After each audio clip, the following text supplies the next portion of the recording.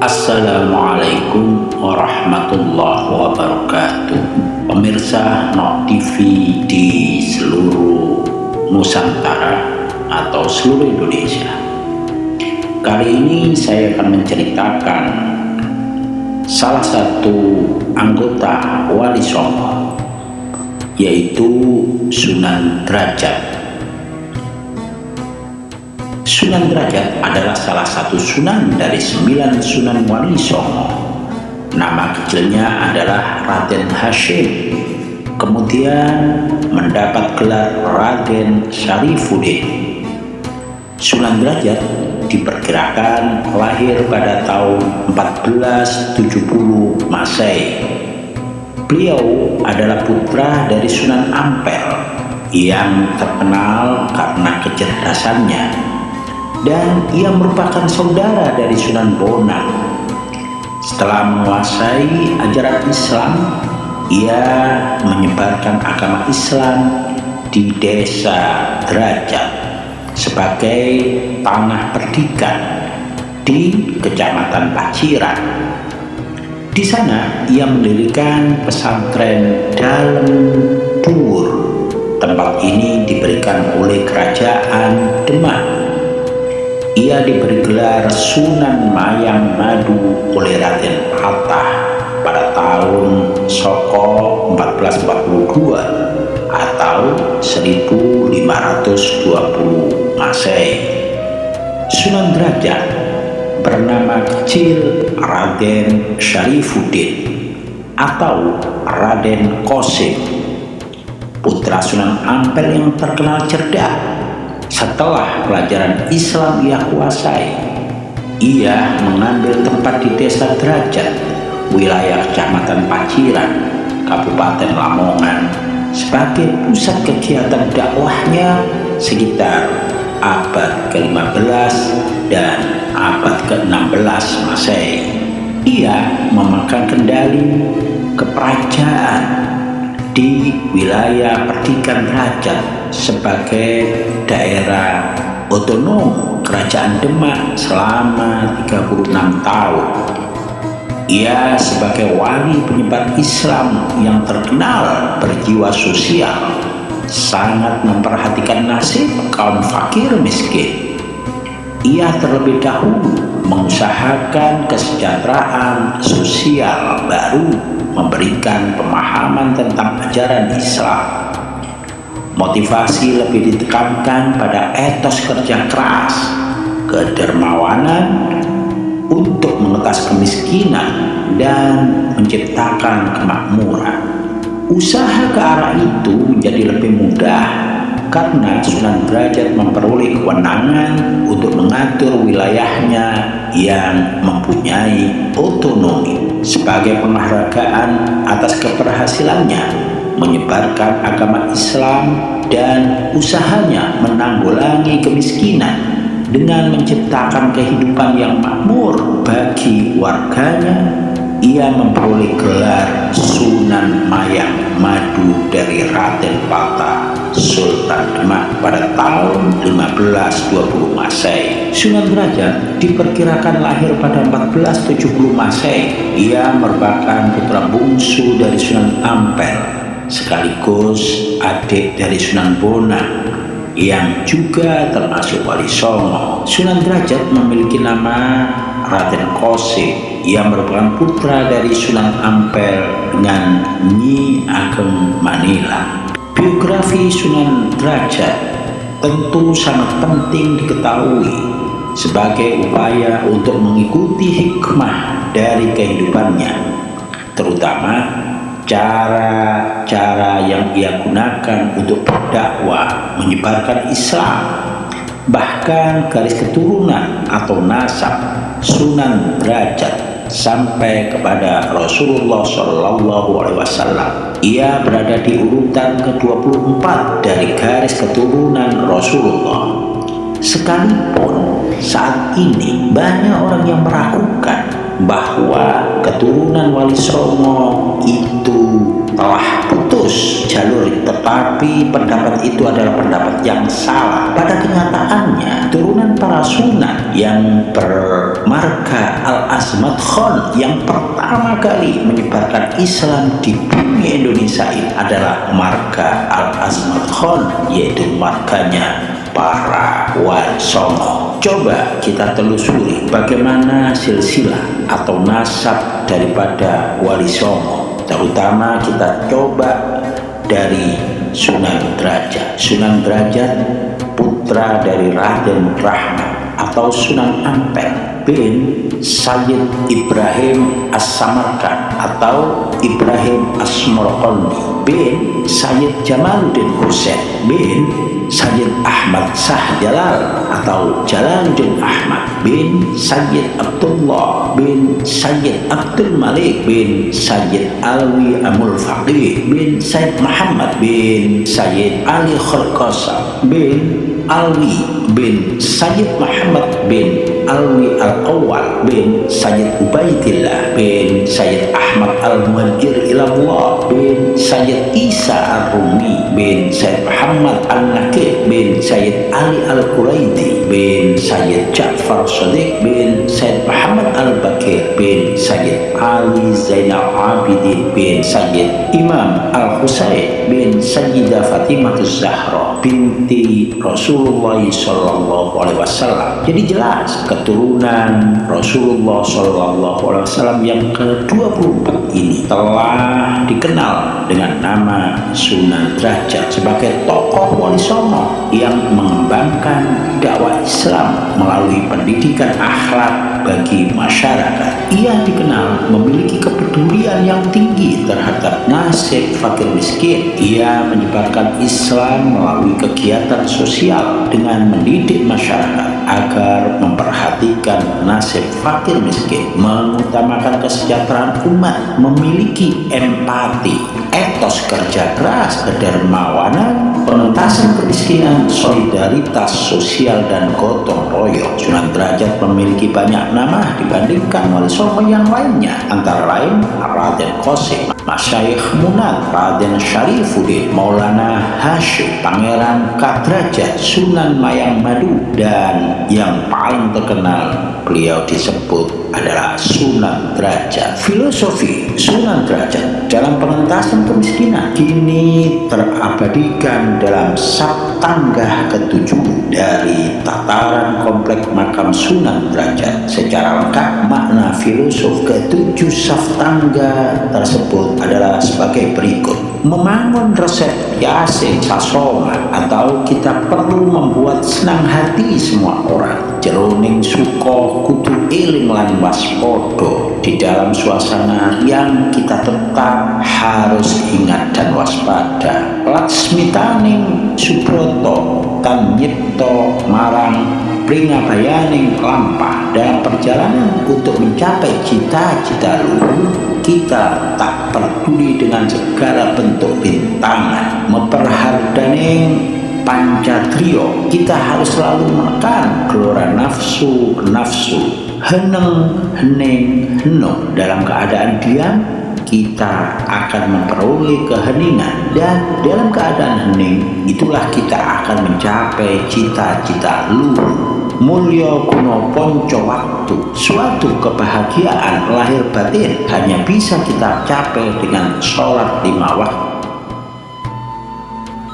Wenehono teken marang wong kang wuta, wenehono mangan marang wong kang luwe, wenehono busana marang wong kang wuda, wenehono ngiyup marang wong kang kudanan. Atau berilah tongkat kepada orang buta, berilah makan pada orang yang lapar, berilah pakaian pada orang yang telanjang, berilah tempat berteduh pada orang yang kehujanan, dan berikanlah ilmu agar orang menjadi pandai. Sejahterakanlah kehidupan masyarakat yang miskin. Ajari kesusilaan pada orang yang tidak punya malu, serta beri perlindungan kepada orang yang menderita. Dalam sejarah, Sunan Derajat juga dikenal sebagai seorang wali pencipta tembang mocopat, yakni pangku. Sisa-sisa gamelan singo mengkoknya Sunan Derajat kini tersimpan di museum di daerah Lamongan. Sunan Derajat dikenal sebagai Syekh Syarifuddin saat berdakwah di daerah Cirebon bersama Sunan Gunung Jati. Lalu ia menikah dengan Dewi Sufia yang merupakan putri dari Sunan Gunung Jati dan dikaruniai anak bernama Pangeran Trenggono, Pangeran Sandi, dan Dewi Wurya.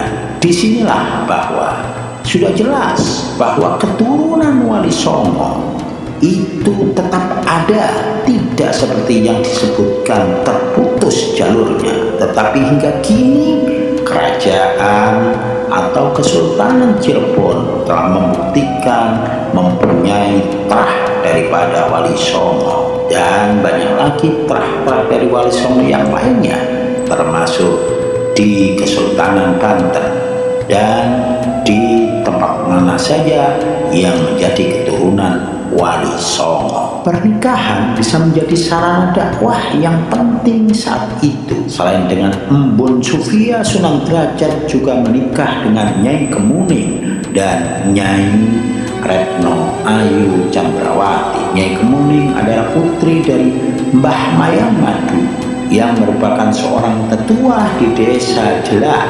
Mbah Mayang Madu adalah orang yang membantu Sunan Derajat saat ia terdampar dalam perjalanan dakwahnya menuju pesisir Gresik. Sunan Derajat juga menikahi Nyi Retno Ayu Candrawati yang merupakan putri dari Raden Surya Dilaga, seorang adipati di kawasan Kediri. Metode dakwah Sunan Derajat menurut seorang antropolog yang bernama Evok menyatakan masyarakat akan memberi tanggapan beragam terhadap perubahan budaya, apalagi jika sudah berpendirian teguh pada ajaran nenek moyang.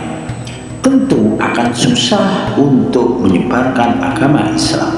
Namun Sunan Derajat tak kehabisan akal, berbekal ilmu dari para gurunya yang juga para pendakwah Wali Songo. Ia menggunakan cara-cara yang cerdas. Sunan Derajat memiliki metode yang sangat bijak untuk memasukkan nilai-nilai Islam ke dalam kebudayaan masyarakat kala itu. Berikut cara dakwah Sunan Derajat yang perlu diketahui. 1. Jadi bagian penting dalam masyarakat. Kedudukan dalam masyarakat sangat penting dalam memberikan pengaruh agar bisa diperhitungkan. Sunan Derajat menjadi bagian penting di masyarakat. Ia menikahi putri-putri para petinggi di masyarakat.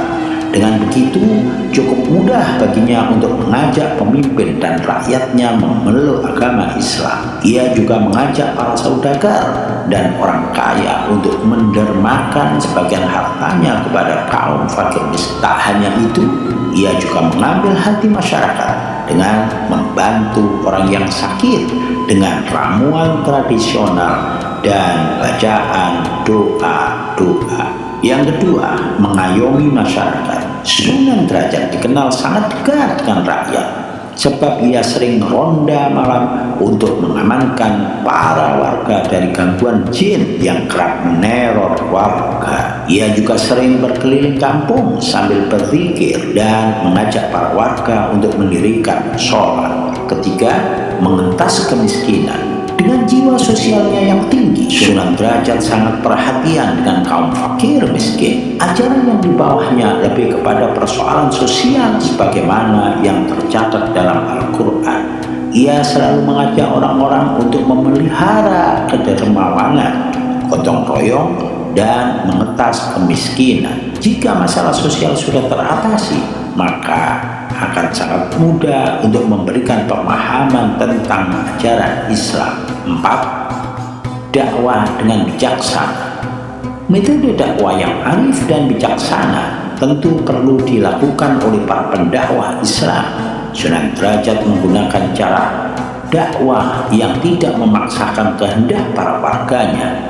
Ia kerap memberikan ceramah dan pengajian, bahkan mendirikan pesantren untuk mengajarkan nilai-nilai Islam. Ia melarang kepada murid-muridnya tentang kaidah untuk tidak saling menyakiti, baik secara kata maupun perbuatan, seperti hindari pembicaraan yang menjelek-jelekkan orang lain, apalagi melakukannya dengan tindakan yang disebabkan oleh kata dalam dakwahnya. 5. Dakwah lewat kesenian. Seperti Sunan Bonang, Sunan Derajat juga berdakwah menggunakan kesenian tradisional. Petuah yang berisi ajaran Islam disampaikan melalui tembang pangkur, salah satu tembang mojopat yang diiringi dengan alat musik gending. Beberapa tembang pangkur yang diubah telah disimpan rapi di Museum Sunan Derajat. Selain itu, keahlian bermusik Sunan Derajat juga dibuktikan dengan adanya seperangkat gamelan atau singo mengkok. Sunan Derajat juga menyampaikan tentang tata cara hidup sebagai makhluk sosial. Manusia harus saling membantu kepada sesama makhluk Tuhan. Hal yang paling menonjol adalah tentang pengentasan kemiskinan. Filosofi Sunan Derajat dalam pengentasan kemiskinan kini terabadikan dalam getah tangga ketujuh dari tataran komplek makam Sunan Derajat. Yang menarik dari perjuangan dan dakwah Sunan Derajat ini adalah penggunaan metode dakwah lewat seni dan budaya. Ia memegang teguh konsep dakwah bil hikmah dengan cara-cara yang bijak dan tidak memaksa. Proses memohon dakwah Islam yang dilakukan Sunan Derajat melalui 5 cara, yaitu lewat pengajian secara langsung di masjid atau surau. 2. Lewat pemilihan pendidikan di pesantren. 3. Memberikan fatwa atau petua dalam menyelesaikan masalah di masyarakat. 4. Lewat kesenian tradisional seperti tembang pangkur yang diiringi gending. 5. Lewat ritual tradisional sepanjang tidak bertentangan dengan ajaran Islam. Jadi sebenarnya keturunan Rasulullah yang masuk ke bumi Nusantara ini, yang pertama adalah marga atau fam dari Al-Azmat Khan, yaitu famnya para wali songo. Itulah yang awal masuk dan mensyiarkan Islam ke bumi Nusantara ini, sehingga kalau dikatakan bahwa keturunan Al-Azmat Khan itu tidak ada, itu adalah orang yang tidak mengerti tentang sejarah dan dia tidak paham tentang nasab dari baginda Muhammad Rasulullah Shallallahu Alaihi Wasallam. Artinya bahwa dari keseluruhan fam atau marga atau nasab yang ada di bumi Nusantara ini bermacam-macam, banyak nasabnya, tetapi yang paling tua adalah nasab dari Al-Azmat Khan. Demikianlah sekilas yang bisa saya sampaikan dan saya ceritakan kepada pemirsa semuanya. Mudah-mudahan